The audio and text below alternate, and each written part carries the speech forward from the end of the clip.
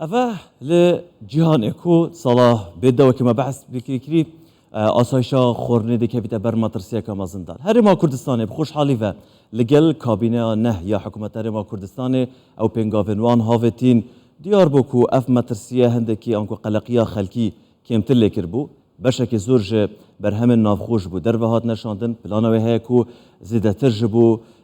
در و بین نشاندن از دی زیادتر سر و مجاری راوستن بفانه کامن هیا برئیس شیما جاف شیورمنت آنکو راوشکار لی وزارت چاندنی و چافکانین آویل هولی ریل گلمنه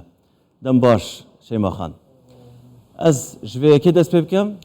لهرما کردستانی صلاة لجنابته وصلاة لبنران فرم بله سپاس ام جوی کی دست بکن لهرما کردستانی سرت أمامي ناوك راست كموا بله ناوكي من شيما جمال كيوخايا رابشكار لوزارتي كشتوكال وسرچاوكاني أو صلاة فرس شیما خان ام جوی کی دست بکن الحكومات هرما كردستان مديد بين قافن قالك باش هاتين آفتن تبيت أو قلقيال سر خلقي هي الكردستان كيمتر بيج بكوش ولاتين دور برلم هرما كردستان جبو باراستن آسايشا خوارنه چهات يكرن سرتا صلاة لجنابته صلاة لبينراني كي بستوچوار سەبارەت بە دۆخی ئاسایشی خۆراک لە هەرێمی کوردستان و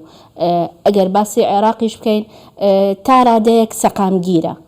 بەو پێی ئێمە بەرهەمێکی ناوخۆیی باشمان هەیە لە کابینەی نوێیەمی حکوومەتی هەرێمی کوردستانە وەزارەتی کشتوکاڵ و سەرچاوەکانی یاوی حکوومەتی هەرێمی کوردستان هەنگاوی زۆر باشی ناوە بۆ بەرەو پێشچوونی کەرتی کشتوکاڵ لە هەرێمی کوردستانە لەگەڵ ئەوەشتا ئەمەوێ یەک زانیاری تر بدەم ئاسایشی خۆراک تەنها پەیوەست نییە بە بەرهەمی ناوخۆییەوە بۆ تەواوکردنی ئاسایشی خۆراک پێویستە پشت بە بەرهەمی هاوردە و بەرهەمی ناوخۆیی ببەسرێت چونکە زۆر مادە هەیە زۆر بەرووبووم هەیە کە لە هەرێمی کوردستان بەڕێژەیەکی زۆر ناچێنرێت بۆیە ئەو کاتە ئەبێت تۆ هاوردەی بکەیت وەکو لە سەرەتا باسم کرد ئێمە ئاسایشی خۆراک تا ڕادەیەک سەقامگیرە بەڵام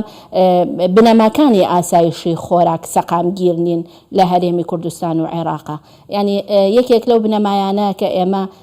ینی بەڕاستی ناسەقامگیری پێدیارە چۆنێتی بەکارهێنانی خۆراکە ئێمە زیادەڕەویەکی زۆر هەیە لە بەکارهێنانی خۆراکە بێ ئەبینین قەڵەویەکی زۆر هەیە لە ناو مناڵانە و لە ناو هاوڵاتیانە هەروە لە هەنێک جێگایشمان بەدخۆراکی هەیە کەواتە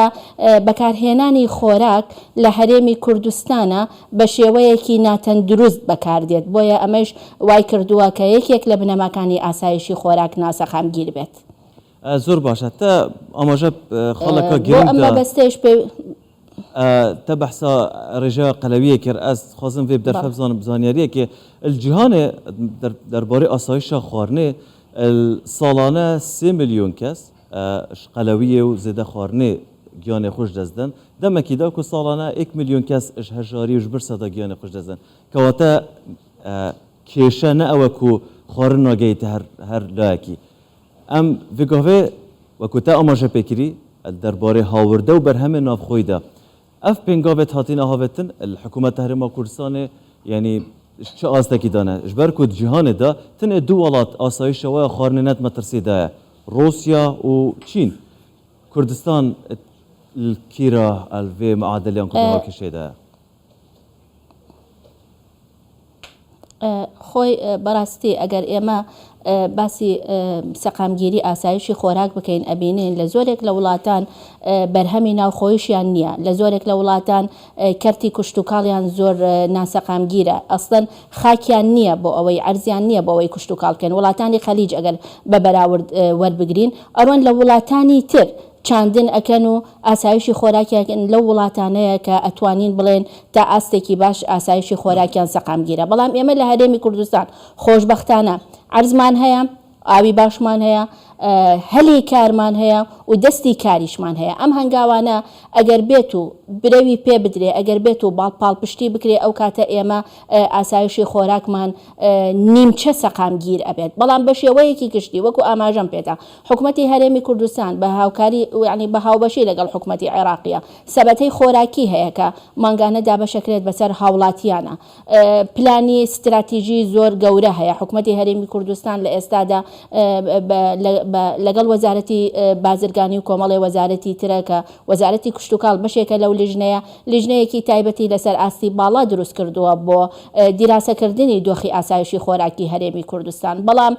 بەداخەوە ئێمە مەقایس و مؤشرات هەیە، ئێمە نە مەقایس و نە مؤشراتی دقیقمان هەیە، نە داتای تەواویشمان هەیە تا بڵێن ئاسایشی خۆراکی هەرێمی کوردستان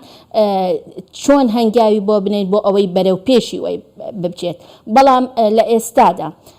مەترسیەکی تر هەیە کە پێویستە ئاماژەی پێ بدەین، ئەویش مەخزوونی استراتیژیە. لە هەرێمی کوردستان مەخزوونی استراتیژی زۆر باشمان نییە، لە عێراقیش مەخزوونی استراتیژی باشمان نییە، واتە ئەمبارکراومان نییە، مادەی خۆراکی ئەمبارکراو کە توایە بتوانێت. بەڕاستی هەنگاو نەنراوە لەلایەن حکوومەتی هەرێمی کوردستانەوە بەتایبەت لە دوای 2014 بەهۆی ئەو دۆخە ئابوووریەی کە بەسەر هەرێمی کوردستانە هاتووە، بۆیە نەتوانراوە مەخزوونی استراتیژی گرنگ بۆ هەرێمی کوردستان دابین بکرێت. دواتر بیرمان نەچێت ئێمە شەڕی ئۆکراین و ڕووس هەیە، پەتای کۆرۆنا هەبوو، ئەمانە هەمویان کاریگەریان لەسەر ئاسایشی خۆراکی جیهانی کرد، وای کرد کە نرخی خۆراک لە هەموو جیهانە بەرز بێتەوە. مەسەلەی سوتەمەنی ئەمانە کۆمەڵێ بابەتی گرنگن، یعنی وەکو باسم کرد ئاسایشی خۆراک تەنیا چاندن و بەرهەمی ناوخۆیی و هاوردە نیە، کۆمەڵێ بنەما کۆمەڵێ بابەت پەیوەستن بە یەکەوە وا ئەکەن کە تۆ بزانی ئاسایشی خۆراکی وڵاتەکان جێگیرن یانە. ئەو بنەمایانە پێویستە هەمووی دراسەی زۆر وردی بکرێت، هەمووی دەیتای زۆر تەواوی لەسەر دابنرێت بۆ ئەوەی بتوانی بڵێ دۆخی ئاسایشی خۆراک لە چی ئاستێکدایە. بەڵام ئەمەوێ هەم دیسانەوە دڵنیایی بدەیمە هاوڵاتیان و بینەرانی کەی 24 کە لە ئێستایە لە ئێستا لەم سات و کاتە دۆخی ئاسایشی خۆراک نیمچە سەقامگیرە و مەترسیەکی ئەوتۆنیە لەسەر ئاسایشی خۆراکی هەرێمی کوردستان. بەڵام پێویستە ئێمە هەنگاوی زۆر جددی بنرێت، ئیکاری زۆر جددی لەسەر بابەتی ئاسایشی خۆراک بکرێت. تەنیا وەزارەتی کشتتوکاڵ و سەرچاوەکانی ئاو بەرپرس نین لەو مەلەفە، کۆمەڵێ وەزارەتی تر، کۆمەڵێ لایەنی پەیوەندیداری تر، کەرتی تایبەت، یەکێتی هاوردە و هەناردەکان، پیشەسازی، بازرگانی، کۆمەڵێ بابەت پێویستە بەیەکەوە هەماهەنگ بن بۆ ئەوەی بتوانن ئاسایشی خۆراکی سەقامگیر دروست بکەن لە هەرێمی کوردستان. هیڤیاوەیەکێک و ئەف نیوچەند سەقامگیریە ببیتە بتەمامی سەقامگیری ئەڤا کومنجێمە بەس بۆ ئەفڕۆنکردنێن هەبوون. بەڕێز شەیما جەمال ڕاوێژکار لە وەزارەتە چاندنی و چاوکانین ئاڤێ لە هەولێرێ سوپاس کوتل گەلمە بووی.